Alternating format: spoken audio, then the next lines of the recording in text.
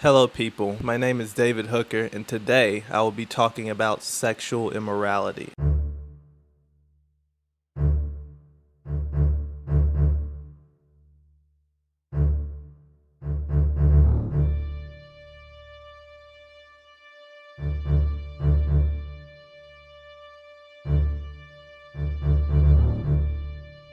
In this society, social platforms continue to promote sexual immorality among people.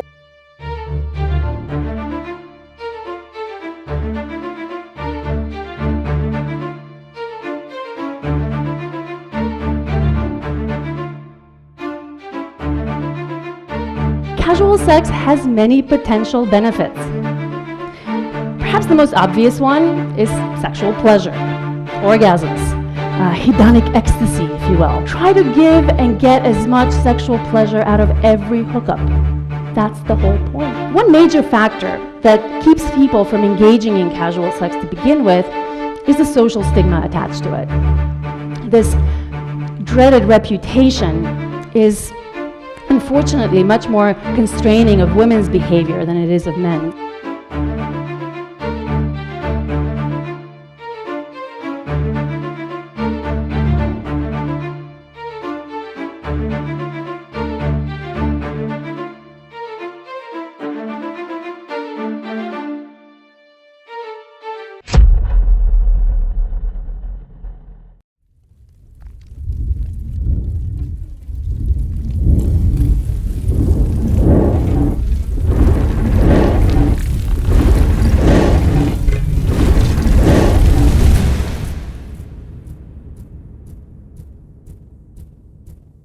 Sexual immorality goes all the way back to the beginning of time, but let's visit one of the most well-known biblical events that's a clear representation of those who burn with lust and allows their sexual desires to consume them.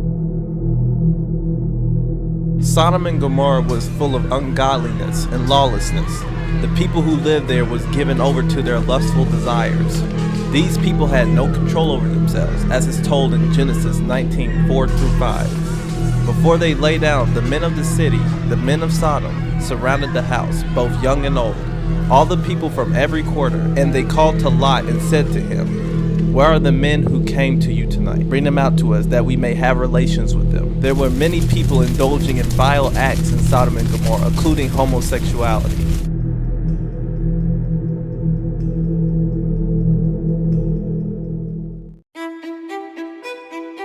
I believe today, in 2023, we are living in a modern day Sodom and Gomorrah. We are seeing people burning with lust. We are seeing people who reject modesty. We are being sexually influenced by our music, movies, churches, cartoons, and social medias everywhere. We are basically seeing porn without searching for it. It's simply given to us by the entertainment we watch every day. Every day, people are given sexual imagery that provokes sexual thoughts, causing people to stumble into sexual sin by looking at people as sex objects rather than human beings.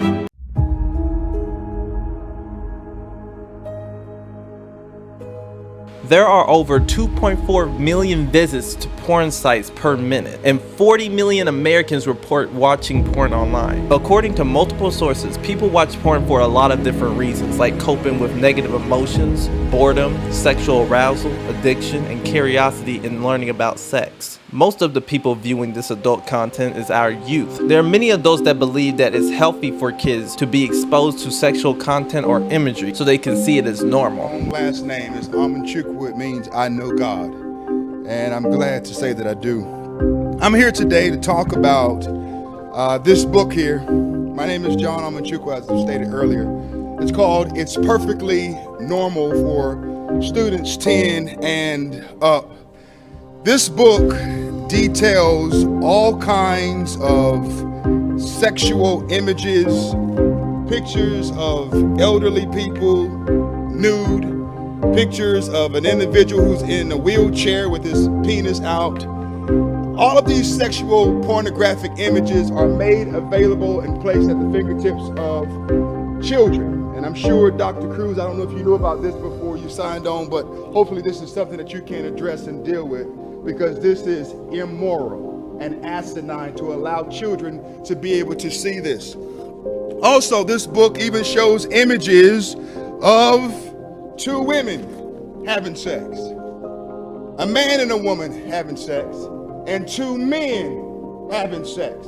That's not perfectly normal. Who decides what's normal? According to a Common Sense Media survey, they found the average age that most kids were exposed to porn is 12 years old. 15% first saw porn when they were 10 years old or younger. More than half reported seeing adult content accidentally while clicking on links they didn't realize would lead to porn, and about 41% reported seeing online porn during the school day. There's billions of people who use social media, and the one I think is the most influential is TikTok. There's so many people who start trends that can be fatal, and there's also a lot of people who sexualize themselves to go viral. These are the people who are setting examples for the kids of this society. When you flaunt yourself for views, you're teaching these kids if you want to be loved by many, you must make yourself a sex symbol. You must get rid of your dignity to matter in this society or to survive in this society. If guys want to purchase a site to see me post pictures I feel confident in, why is that a bad thing? Yeah, if you feel confident in them and like it's within your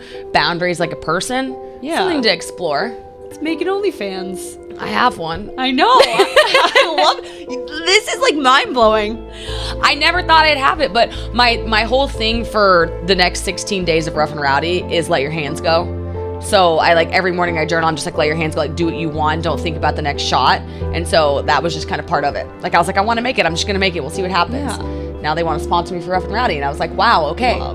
Yeah, it just also goes back to like, life isn't that serious. Life is so short. Do what you want to do. If it makes you happy and it's morally okay, do it. I believe the true problem today is that we are living in a time when most people are turning away from God. Many people are turning away from structure. There's many people choosing desires for themselves over desires for God. In our society, people are becoming lovers of themselves, which is why self-love is more supported and promoted than godly love. But what people don't realize is that it's not our love that saves us, it's God's love. People may call it religious, call it oppressive, call it strict, but the one thing that has stood true since the beginning of time is His word.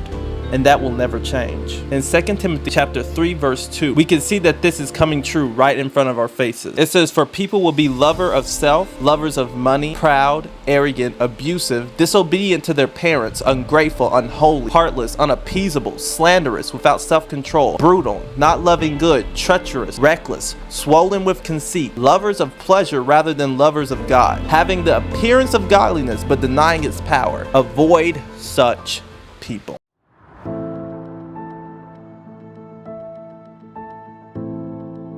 Currently, we're living in a society where the reality of this world is based off of our feelings rather than the truth. For example, if black people feel like they are racially oppressed by whites, then it's reality. If a boy feels like a girl, then he's a girl. If a woman feels like she could do whatever a man can do, then she can. These people want their fantasies affirmed to them instead of seeking the truth. There shouldn't be a such thing as a gender affirming therapist. There shouldn't be a such thing as a therapist that affirms you instead of helps you. Mental health issues are increasing in our society. Suicide rates are only increasing, and these therapists are part of the reason why. If this world keeps treating lies as the truth, it's going to lead to self-destruction. The Bible warns us about this in Isaiah 5:20. Woe to those who call evil good and good evil, who put darkness for light and light for darkness, who put bitter for sweet and sweet for bitter. All the chaos that's going on today is the result of the abnormal desires being affirmed instead of denied. There was a time when parents raised their kids, but now we're seeing more separation than unification in our family. We're seeing more and more people abandoning their responsibilities. There are more women looking to be in control of their men and seek what he possesses externally instead of internally. But there's also many men who lead with their possessions instead of their spirit. People in this society are mostly hypocrites. They don't realize that the things that they don't want to see is the things that they're bringing into their lives. They bring hate,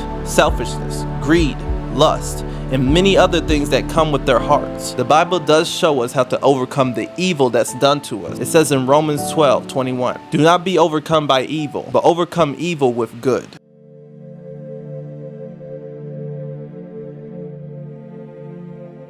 There are many sexual sins being normalized by mental health professionals and by porn, such as adultery, masturbation, orgies, rape, and the list goes on. Some adultery examples include anything more than two people having sex in a committed or non-committed relationship. Many people say it's okay as long as the couple agrees to it. We live in a world where the idea of love is fed by a happily ever after. Our perception of what should and should not be is completely skewed by what we have learned in media. The typical pattern of intense passion and emotions, a conflict that makes us fight for that God-forsaken love, and then the resolution of being together forever. We see any romantic or sexual interests outside of that relationship as immoral, and that we must constrain ourselves for this one love for the rest of our lives. But is there such a thing as your one and only love? Is it not possible to love more than one soul? This question has resulted in cheating, divorce, resentment, conflicts, and a lot of lying. Is monogamy the only way to be in a loving relationship? More and more people are finding healthy relationships inside consensual, non-monogamous relationships. In actuality, the cultures that only accept monogamous relationships are in the minority worldwide. According to a paper in the Journal of Evolutionary Biology, 83% of societies allow polygamy.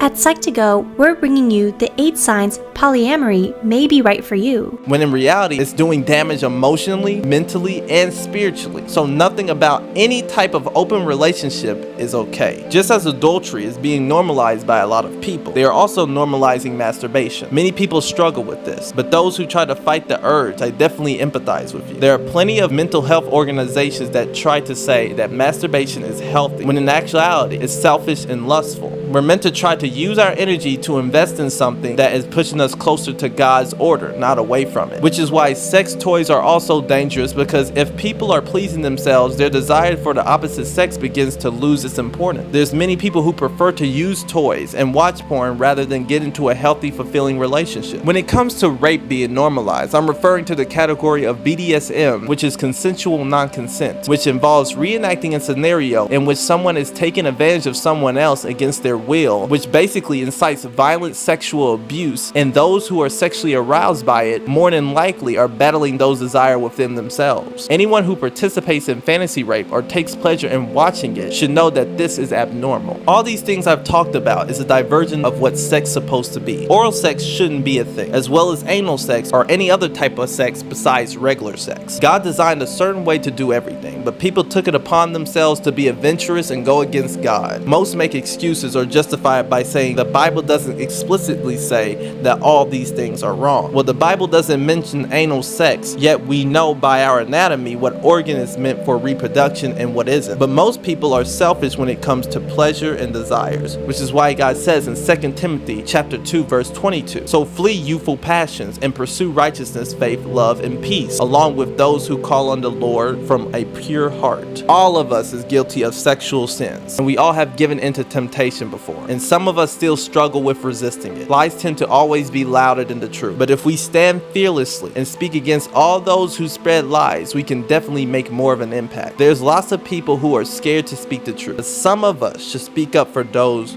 who are quiet. It says in Proverbs chapter 31 verses 8 through 9, "Speak up for those who cannot speak for themselves, for the rights of all who are destitute. Speak up and judge fairly. Defend the rights of the poor and needy." With all I shared today, I'm hoping that others will see this and share it with others. I want to make a real change in our society by actually helping people instead of affirming them. I'm hoping this does open the eyes of people. I love you all. God bless you all. Bye.